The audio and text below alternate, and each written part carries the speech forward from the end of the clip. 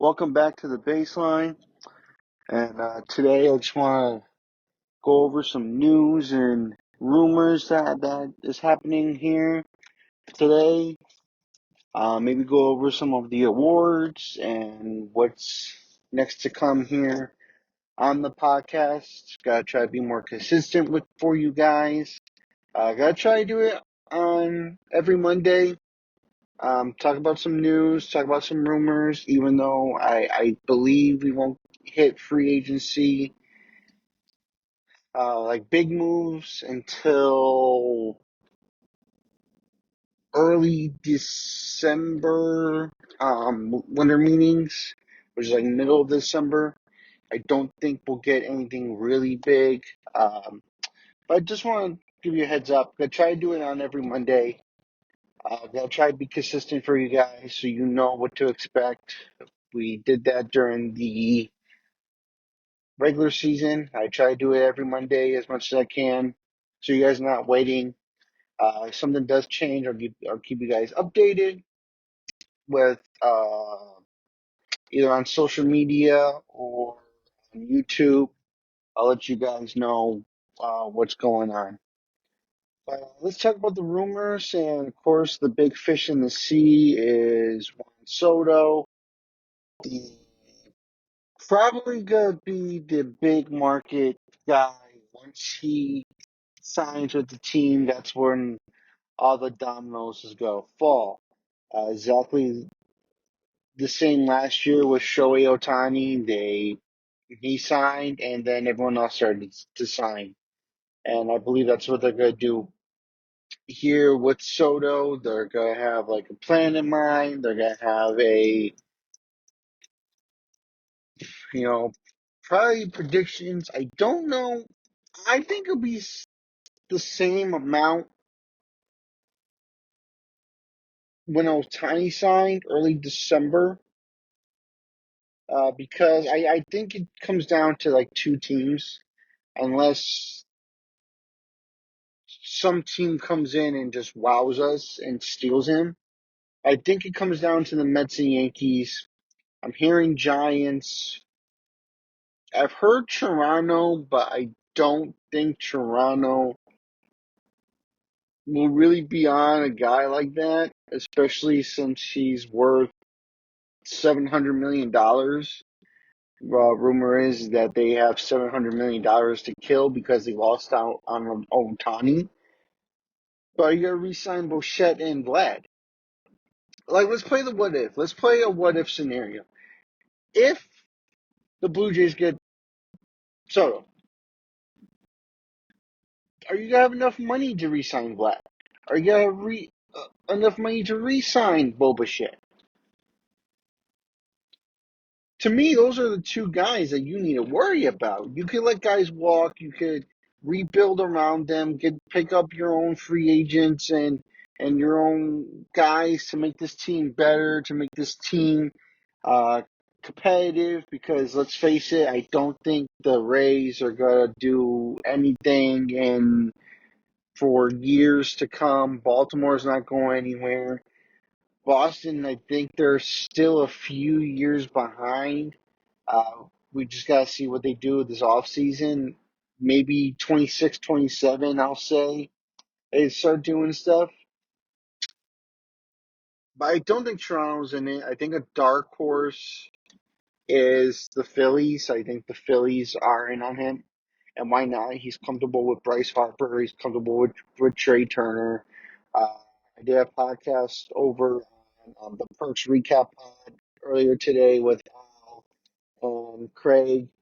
I know Al had his opinions on with the Phillies. I like this move. I only like this move is because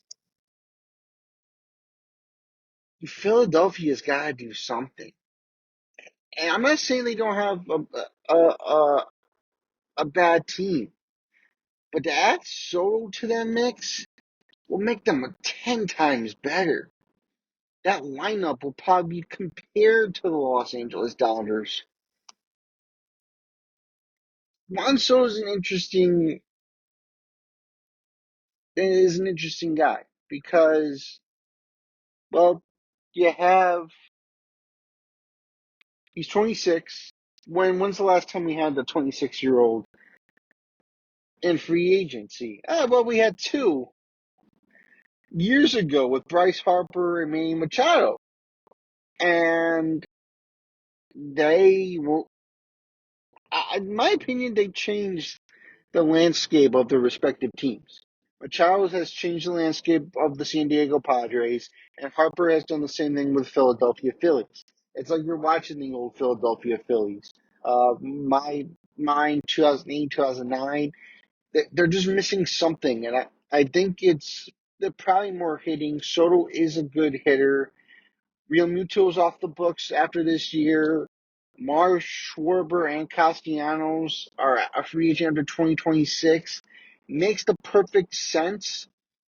Probably gives a name more of a role for Harper.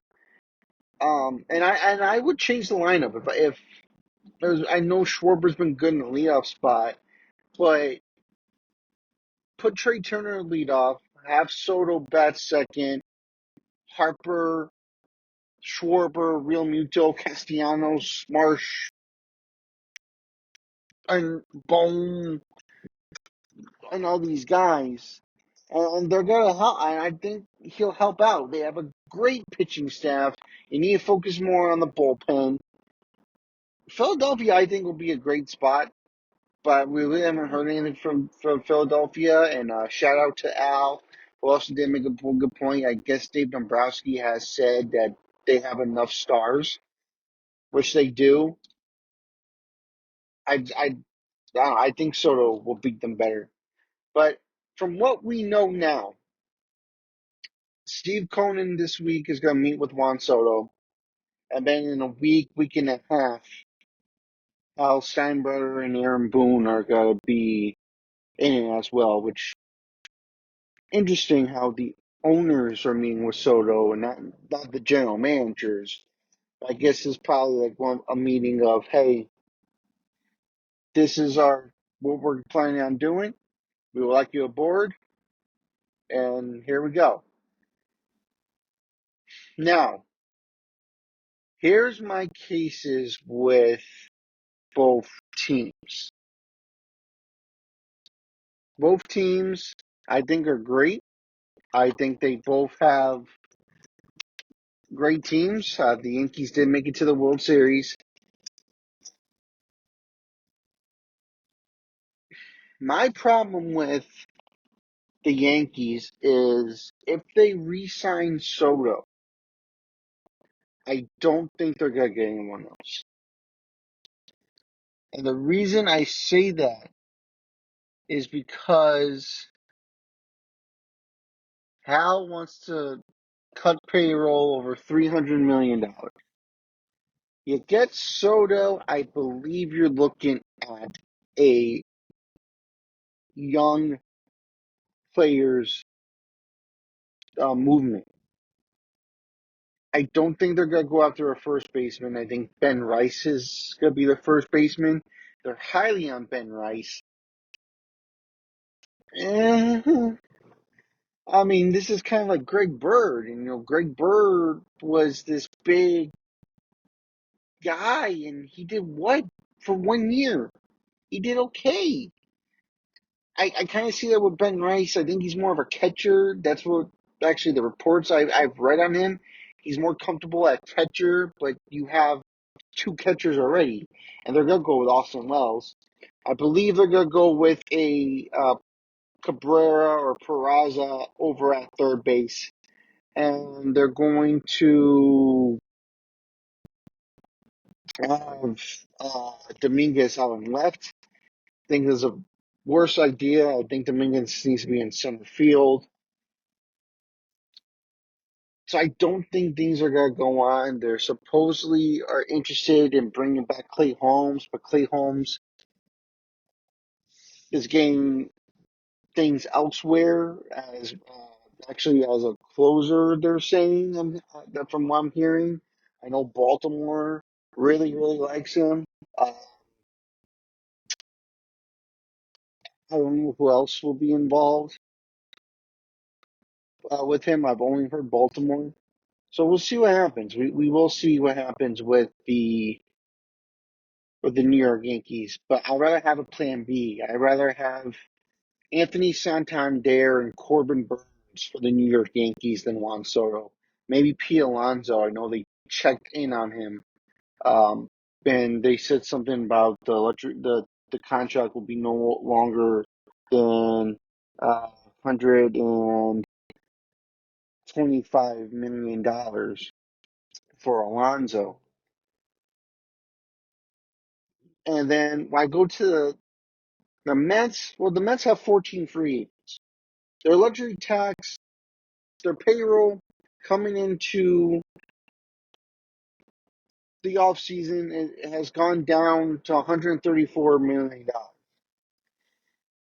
So they have the money to spend. And I think in my mind, you could put Juan Soto with that.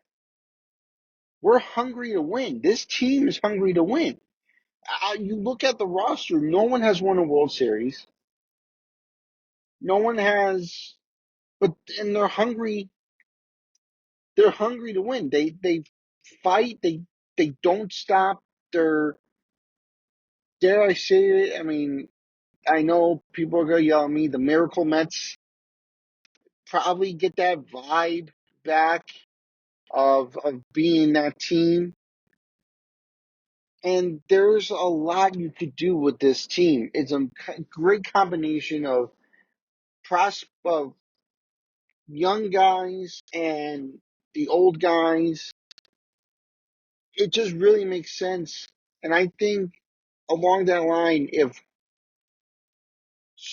I honestly think Soto is part one of their plan.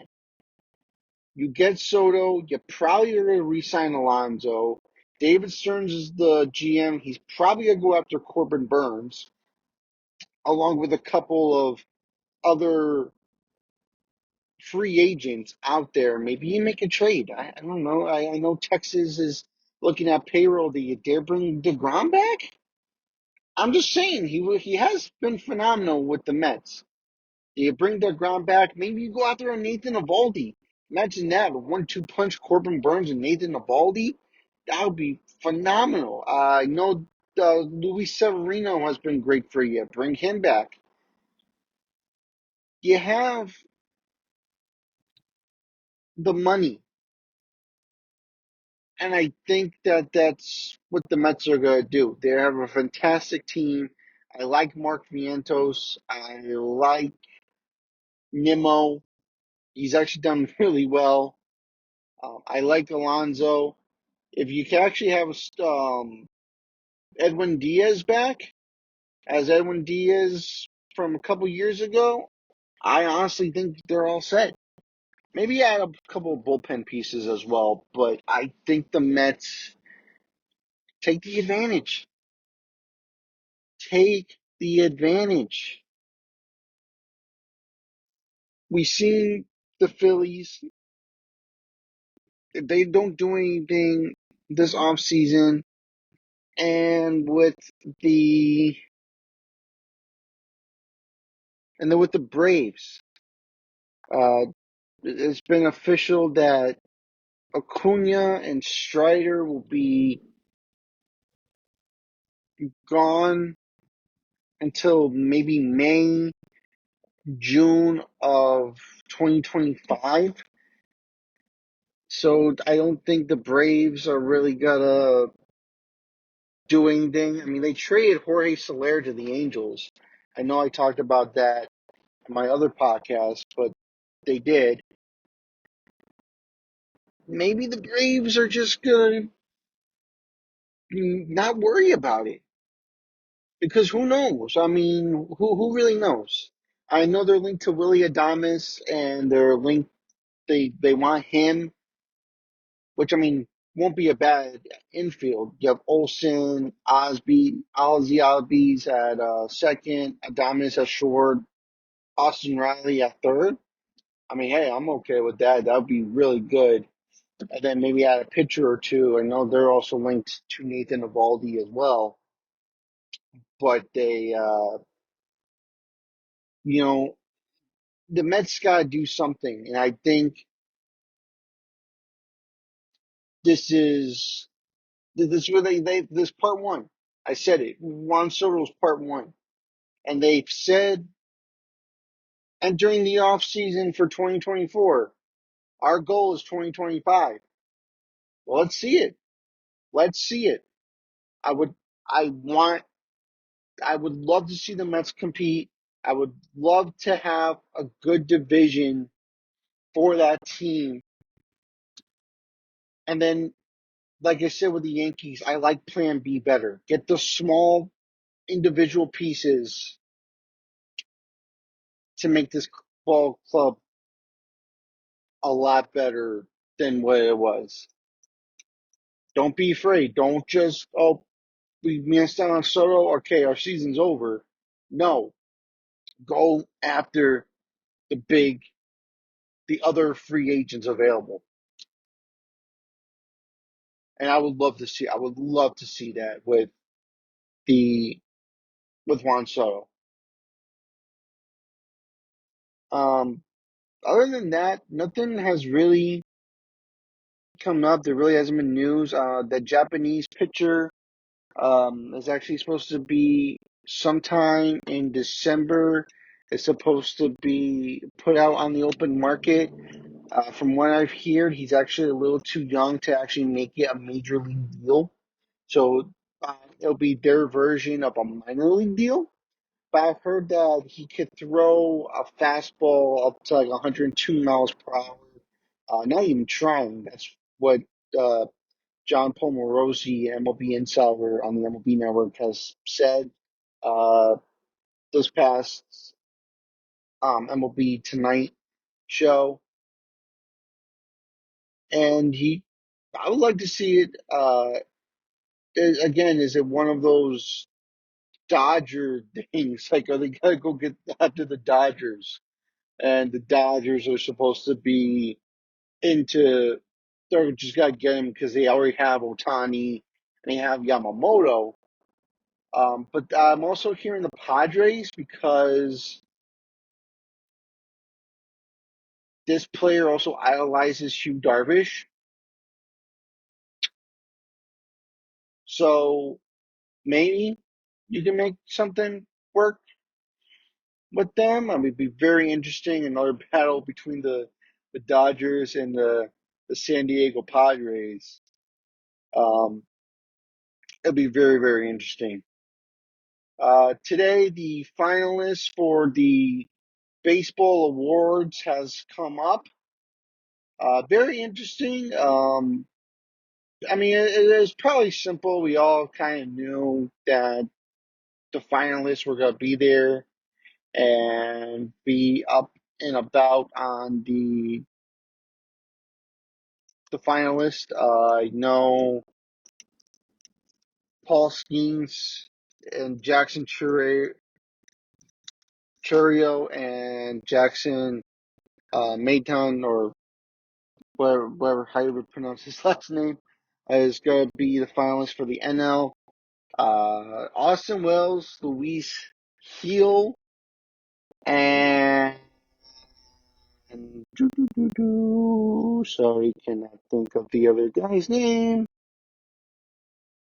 And Colton Cowser are all going to be the AL Rookie of the Year. The Manager of the Year, the AL Rookie of the Year. Oh no, I already said that. AL MVP finalist is going to be Soto, Judge, and Witt. I kind of makes sense. They all had some great, great years. Manager of the Year for the AL, Hinge, Matt Cortano, and Stephen Vogt. All NL Central guys.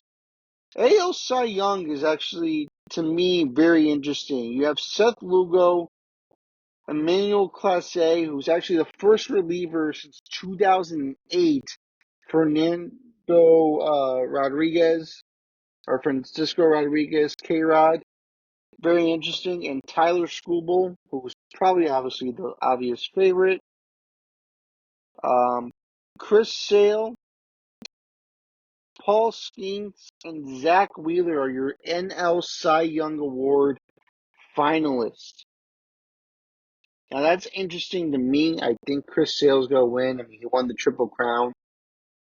Probably obvious, but to have Paul Skeens do this was actually, again, another first time rookie to win it since Jose Fernandez was a finalist up in 2013.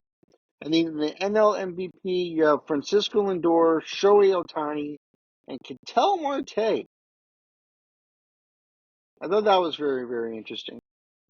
So those are the guys to have your finalists for the awards. Those will be announced on Monday, the 18th through the 21st. They will be introduced, and I can't wait for that. And then my favorite, the Hall of Fame ballots will be introduced as well. I know for first-time Hall of Fame ballots, CC and Ichiro are on it. Ichiro 100% is going to be a first-time ballot. Not sure about CC. I'm a little bit up and down with him. I think again, eventually, just not this year. Ichiro 100%. As for the classic baseball era, that list came out. Contains of Dick Allen, Ken Boyer, John Donaldson, Steve Garvey, Vic Harris, Tommy John, Dave Parker, and Luis Tiant. I have to make a strong case for Luis Tiant, who also just recently passed away. But he's got to be. He's probably one of the best closers up there, along with Mo, along with Trevor Hoffman. This guy has to be in. He's one of, like I said, best closers, one of the weirdest pitching stance you'll ever see ever. And just go back and look at his windups and stuff. They're just very, very weird. And other news since I last talked to you guys, you have Kyle Hendricks signing with the Los Angeles Angels. They need pitching. He is a pitcher. He's not a guy that's going to throw 100 miles per hour. He's going to be a veteran guy in the rotation, and he's just going to pitch. He's not going to throw hard. He's not going to do anything crazy. He's just going to be an old veteran, being an old school guy. That's what he does. And the Angels need pitching. I know they really want to bring Trout into the postseason. Maybe they'll be aggressive this year. Maybe. We gotta see what other moves they can do. But I just want to do a little minute segment here for you guys. We're gonna try to do on every Monday. We're gonna try to get something on and bring you any news, rumors, predictions. And join me in 2 weeks where we do top 10 greatest catchers. If you listen to me over on Spotify, you know I've done it, but this time we're going to do it with Al and Craig. But we've had a blast. If you guys haven't checked it out, please go check out our shortstops we did a month ago, plus our third basemen. And also go check out their podcast. If you're a fan of football, I know they do bring football over on, I want to say Tuesdays and Wednesdays, or it might be Tuesdays and Thursdays. I got to confirm that with them, but go check that out up on Perks uh, Recap uh, channel over on YouTube. And like I said, join us in a couple of weeks where we do our top 10 greatest catchers of all time. It's going to be a lot of fun. And other than that, I'm going to sign off, and I will see you all in the next one.